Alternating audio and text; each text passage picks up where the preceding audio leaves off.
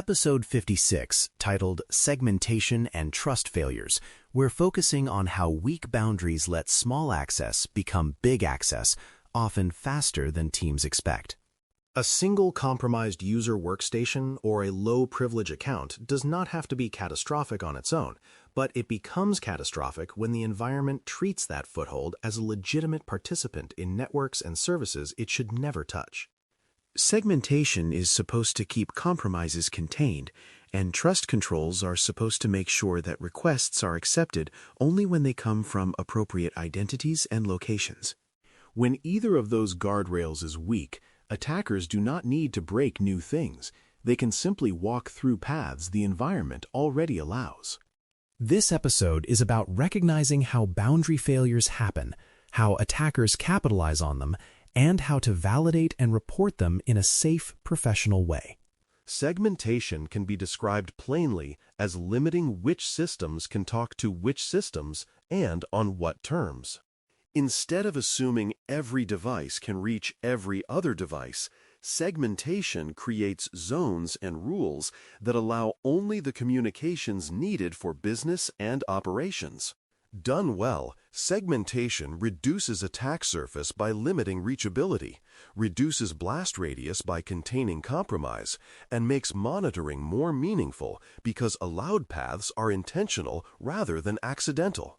Segmentation can be implemented with network boundaries, firewall policies, routing rules, and service-level controls, but the high-level idea stays the same.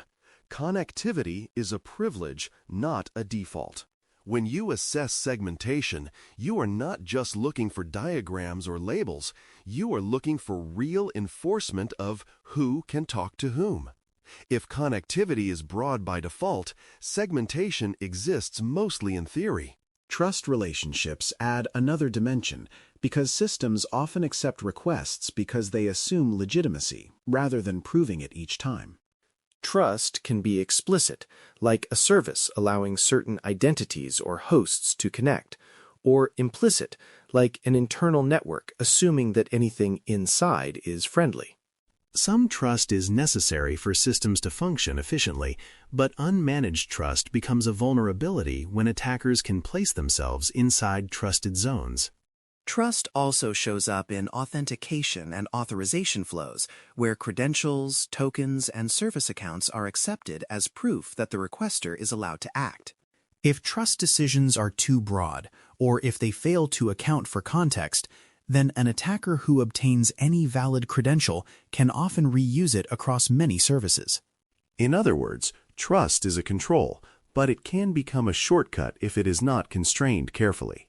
Common failure patterns are the ones you will see repeatedly, and they tend to create exactly the kind of small becomes big effect this episode is about.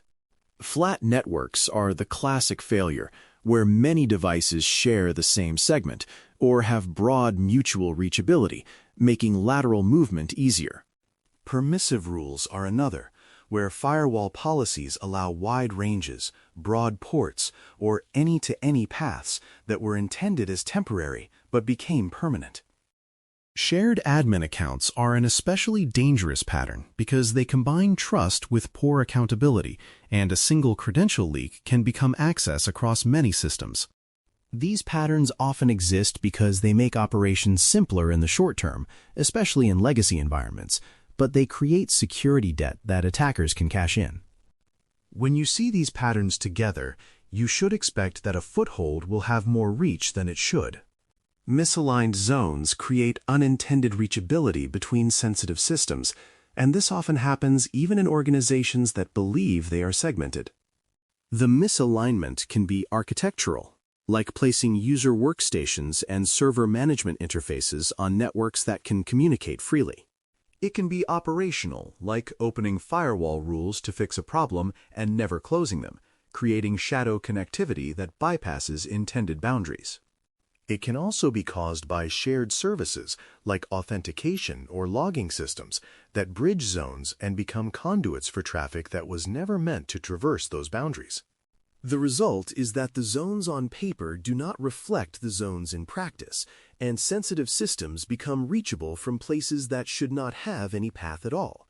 This matters because reachability is often the first requirement for exploitation or credential reuse, and misaligned zones provide that reachability quietly.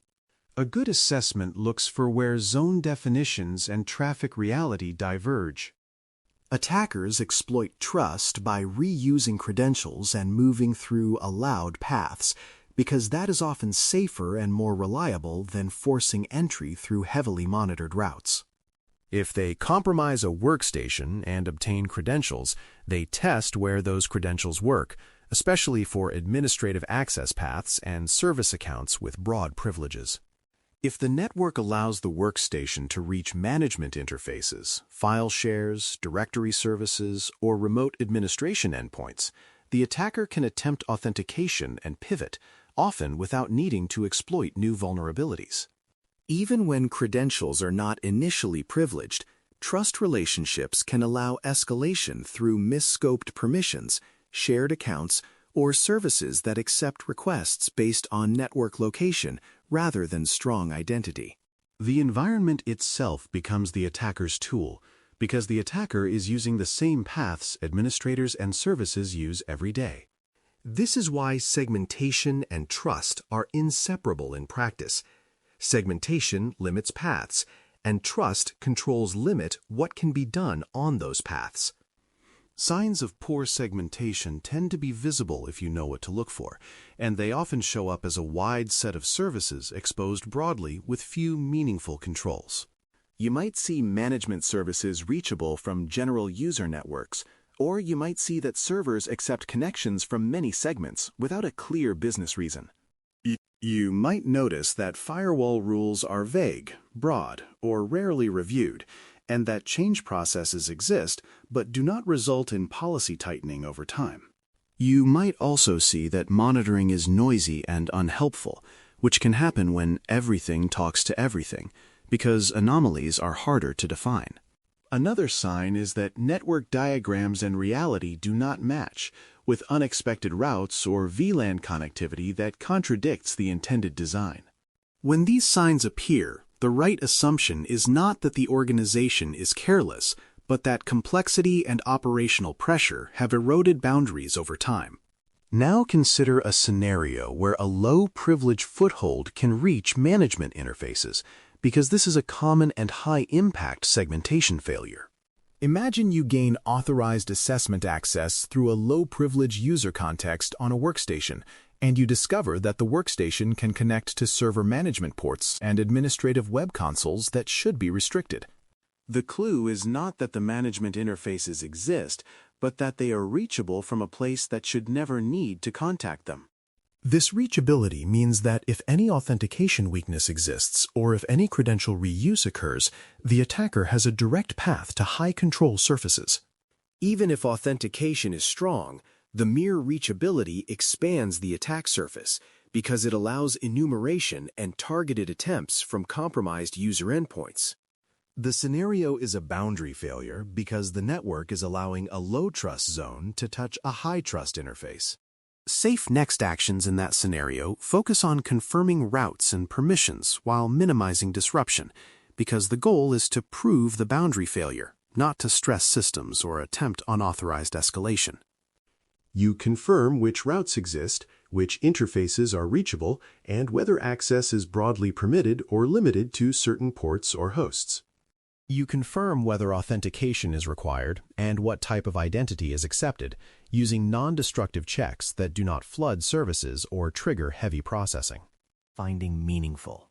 If you have authorization to validate further, you do so with controlled, minimal attempts, stopping once you have evidence that the path exists and that it creates a plausible risk.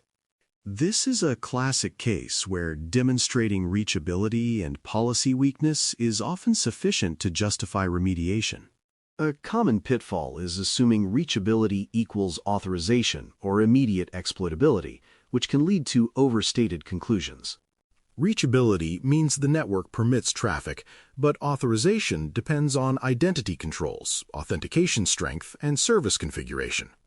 Another pitfall is assuming that because a management interface is reachable, you must attempt deep exploitation to prove impact, when the safer and often more useful outcome is to show that the boundary is wrong and that the interface should not be reachable from that zone at all.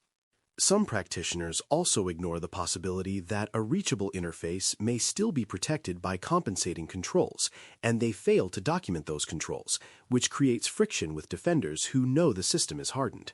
The professional approach is to separate network boundary failure from application or authentication weakness, and to report each with the evidence that supports it. That clarity prevents unnecessary conflict and helps teams fix the right layer. Quick wins are often straightforward.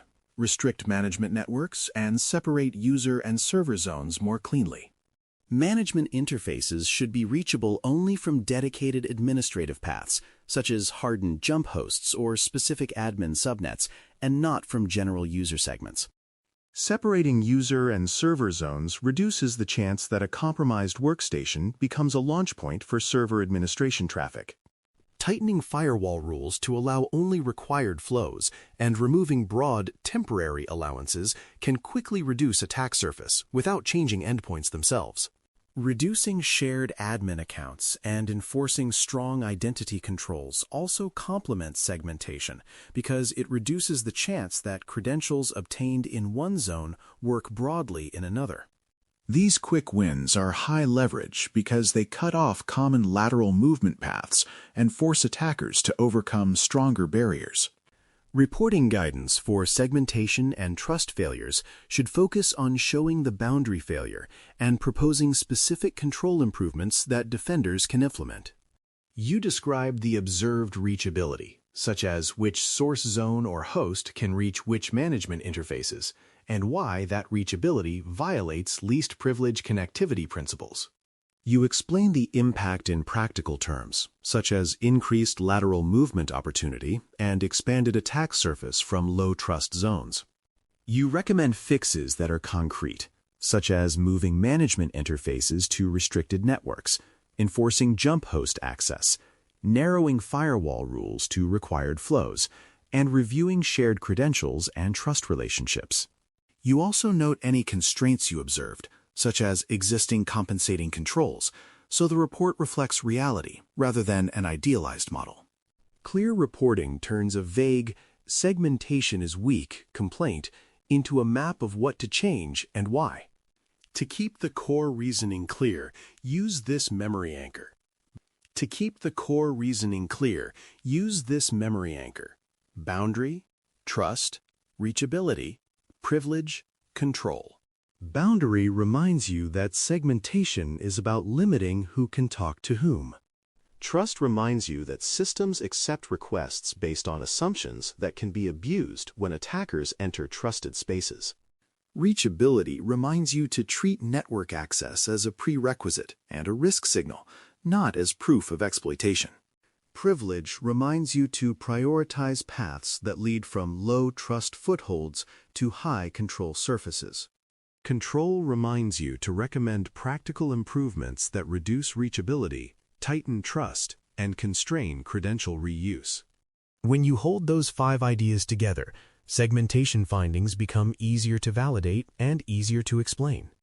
To conclude episode 56, titled Segmentation and Trust Failures, remember that segmentation is not about drawing lines on a diagram.